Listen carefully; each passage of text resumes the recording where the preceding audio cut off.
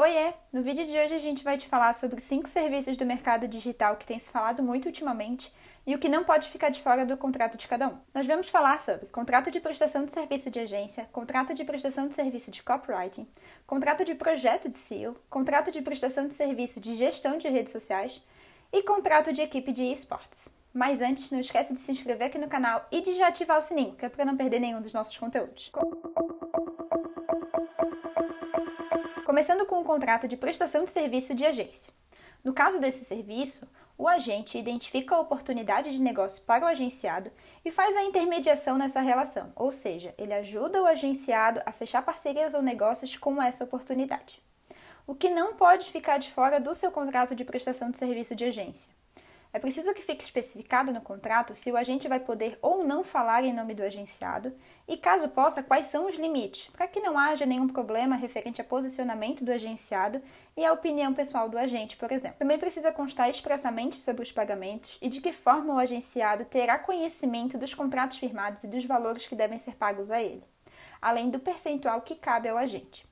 As formas de pagamento podem ser em dinheiro ou até mesmo em permuta, que é o caso do agenciado ficar com algum produto, por exemplo. Porém, isso tudo deve vir especificado no contrato. Além disso, outros 2 pontos são muito importantes. Um é a questão da exclusividade e o outro é a questão da propriedade intelectual. Com relação à exclusividade, as partes precisam acertar se o agente poderá ou não firmar contrato com algum outro agenciado que atue no mesmo segmento ou que promova o mesmo tipo de produto ou de serviço. Também é importante que o agente esteja muito atento para não prejudicar a imagem do agenciado no momento de firmar essas parcerias. Já sobre a propriedade intelectual, é preciso que as partes deixem expresso no contrato a quem pertencerá referente ao material do que for produzido. Se será totalmente do influenciador ou se o agente terá direito a algum percentual, ou se não será de nenhuma das partes, mas apenas da empresa contratante. O segundo contrato é o contrato de prestação de serviço de copywriting. Se você ainda não sabe o que faz um copywriter, não tem problema porque eu te explico. Esse profissional é contratado para produzir conteúdos persuasivos de acordo com a necessidade do cliente, ou seja, textos, e-mail, legenda, anúncios, etc.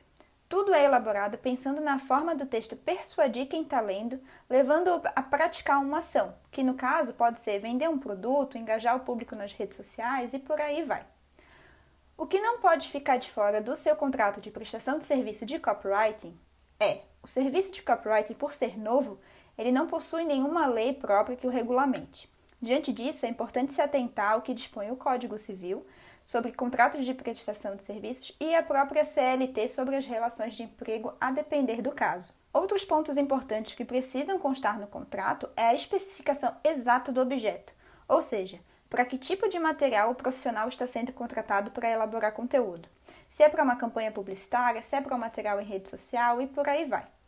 Também precisa constar em contrato quantas vezes esse material pode sofrer alteração caso o contratante não esteja de acordo ou não goste do que foi criado no primeiro momento, e por isso é preciso que as partes montem um cronograma de trabalho, pensando também que, dependendo dessas alterações, esse cronograma pode precisar ser reajustado. Também é preciso ficar especificado no contrato que aquele conteúdo que está sendo criado devido ao contrato que foi firmado entre as partes, se ele será cedido no todo ou parcialmente para a empresa e por quanto tempo essa cessão ocorrerá ou se ainda será por prazo indeterminado. Ou seja, de quem será a propriedade intelectual do material que está sendo produzido.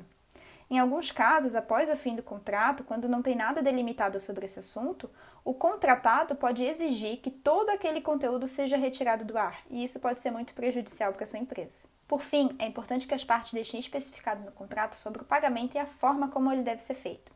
Se será por conteúdo criado ou por um prazo determinado. Se for por um prazo estipulado, precisa constar no contrato quais conteúdos ou quantos precisam ser criados nesse meio tempo.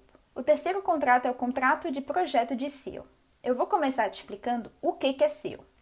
SEO vem do termo Search Engine Optimization, traduzindo, otimização para mecanismos de busca. Ou seja, se trata de um conjunto de técnicas e estratégias utilizadas para otimizar site, blog, rede social e por aí vai, com o intuito de melhorar o posicionamento orgânico dessa página em buscadores de pesquisa, como o Google, por exemplo. O que não pode ficar de fora do seu contrato de projeto de SEO. A intenção do SEO é garantir que os usuários tenham uma boa experiência através de bons conteúdos, pensando em estratégias para melhorar o ranqueamento da empresa ou da marca nos buscadores de pesquisa. Sendo assim, os resultados de um trabalho podem demorar até 3 meses para aparecer, se não mais. E isso precisa constar no contrato para que as partes estejam alinhadas com as suas expectativas. Quanto ao objeto, as partes precisam definir um objetivo a ser alcançado para que as métricas possam ser analisadas pensando na estratégia definida. Por exemplo, como objetivo, o contratante pode querer um melhor posicionamento nos buscadores para ter mais leads qualificados acessando o seu site. Para isso, o profissional precisa deixar claro quais metas serão analisadas, até mesmo para que possa explicar o processo e o que foi realmente alcançado. Por exemplo, como metas, além da qualificação dos leads, o profissional pode analisar o volume de leads que acessou a página e também o ranqueamento das palavras-chave que estão sendo utilizadas. Sobre as metas, a nossa sugestão é que elas devem ser estipuladas seguindo um modelo chamado SMART, que traduzido para o português quer dizer que elas devem ser específicas, mensuráveis, alcançáveis, relevantes e temporizáveis. Ou seja, o que exatamente se quer alcançar, como vai ser analisado e determinado se o objetivo foi cumprido ou não, a realidade da meta, pois não adianta estipular algo impossível no período de tempo em que as partes determinaram e que consta no contrato. O contratante, ciente dessas metas, vai conseguir analisar se o que o contratado está propondo é viável ou não. Fica até o fim do vídeo que a gente ainda vai te contar sobre os cuidados que você deve ter no momento de firmar um contrato de equipe de esportes, tá? Agora a gente vai falar sobre o quarto contrato, que é o contrato de prestação de serviços de gestão de redes sociais. O contrato de social media trata de um negócio firmado ou com um gestor ou com uma empresa especializada que assume a gestão das suas redes sociais, seja de uma forma integral ou parcial. Ou seja, ele pode ficar responsável por tudo que envolve a gestão, desde a criação de estratégias, produção de conteúdo em si, análise de métricas, etc., ou apenas por uma parte específica do conteúdo. Por exemplo, a criação de uma linha editorial para as postagens, a definição de um posicionamento diante de questões relevantes e a produção do material que vai ser postado.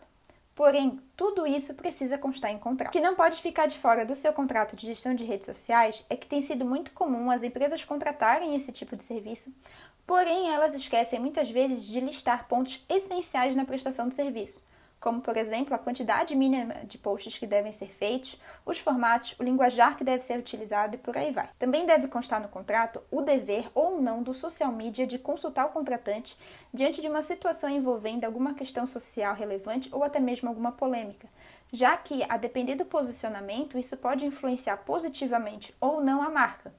Ou ainda deve ser pensado sobre a estruturação de um processo de gerenciamento de risco para lidar de forma mais rápida em questões desse tipo. É preciso que conste também no contrato sobre a forma de pagamento. Se o contrato firmado ele vai ser por um determinado prazo e se o social media receberá um valor mensal, ou se as partes vão firmar um contrato de projeto e o social media vai receber um valor X por esse projeto. Outro ponto importante que precisa ficar definido em contrato é sobre a propriedade intelectual do material que será produzido. Muitas vezes o social media também é contratado para fazer o designer das artes que vão ser publicadas. Nesse ponto, é preciso constar sobre a propriedade intelectual desse material. Tendo em vista que o profissional foi contratado para prestar o serviço para sua empresa, o ideal é que as partes especifiquem que, após o fim do contrato, a propriedade intelectual desse material vai ser da empresa, para que não haja, por exemplo, a obrigação de retirada de todo esse conteúdo depois. Já que estamos falando sobre a possibilidade do social media ter sido contratado também para a elaboração das artes, um ponto que deve ter atenção é a utilização ou não de fotos. Precisa ficar claro que, caso o contratado vá utilizar fotos nos materiais, quais fotos ele pode usar. Caso a empresa não possua um banco de imagens próprio, pode ser preciso que o social media produza essas fotos. E aí é preciso cuidar com a propriedade intelectual desse material. Ou ainda pode ser necessário buscar imagens junto a bancos de fotos. Isso precisa ser ajustado antes mesmo de ser firmado o contrato, porque precisa constar expressamente no documento, incluindo possíveis sites de bancos da imagem que a empresa precisa assinar, por exemplo. Por fim, um ponto que precisa de atenção é que, em se tratando de redes sociais, o social media precisa ter conhecimento sobre regras e políticas que envolvem as redes sociais. A maioria possui diretrizes próprias que precisam ser respeitadas, como a não utilização de certas palavras, a proibição de certas fotos e vídeos e por aí vai. Caso o social media utilize algo que vai contra essas diretrizes, quem sofrerá as consequências é a empresa contratante, que pode até mesmo perder o acesso à sua conta. Diante disso, também deve constar no contrato que, caso a empresa venha a sofrer algum dano ou prejuízo por uma má utilização das redes sociais por parte do social media, é esse quem deve ser responsabilizado por tais atitudes. O quinto e último contrato sobre o qual nós vamos conversar hoje é o contrato de equipe de eSports. Tem sido muito comum a gente ver por aí as pessoas falarem sobre esportes e ainda causa muita estranheza nas pessoas que os jogadores de jogos eletrônicos sejam chamados de atletas. Acontece que muitos deles chegam a passar mais de 10 horas por dia treinando e aperfeiçoando técnicas. Segundo a Confederação Brasileira de eSports, o que diferencia um jogador amador de um atleta profissional é que o atleta profissional ele joga em equipe e está sempre buscando melhorar, pensando não apenas na sua performance individual, mas também na sua posição dentro do time. Já o jogador amador, ele geralmente não segue treinos, ele busca títulos individuais e ele se dedica apenas quando está próximo de um torneio. Falando do contrato de equipe de eSports, nele o atleta se compromete com uma equipe, obrigando-se a competir por ela e junto dela em torneios.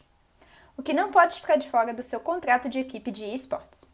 Nesse contrato podem ser previstas várias cláusulas e uma delas é a que trata sobre licenciamento de uso de imagem, que permite que sejam criados produtos sobre a pessoa, com fotos sua, material de divulgação e até mesmo a marcação de sessão de autógrafos e participação em eventos.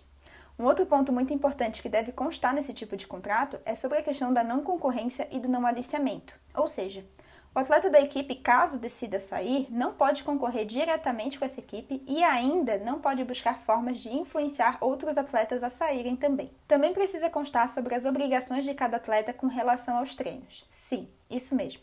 É importante que conste em contrato sobre o dever de cada atleta de continuar treinando, se dedicando e aperfeiçoando as suas técnicas. Além de que esse atleta não pode prejudicar um outro companheiro de equipe. Sim, isso pode e deve constar em contrato. Esses eram os contratos que a gente queria conversar com você hoje. Aproveita, deixa o seu joinha e já conta aqui embaixo pra gente se você já conhecia todos esses contratos e se você já teve alguma situação envolvendo algum deles. Até a próxima!